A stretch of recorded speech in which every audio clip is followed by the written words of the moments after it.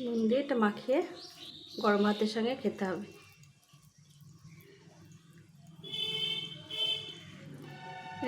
Hello বন্ধুরা, আজকে আমি পটলের ভর্তা বানাবো। এই 5টা পটল,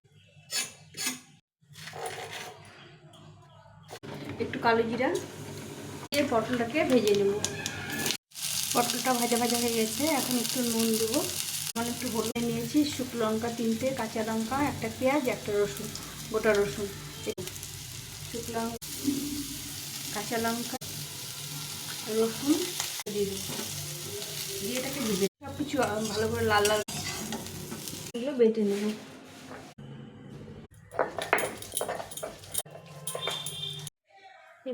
বাটা হয়ে গেছে, এখন উঠিয়ে নেব।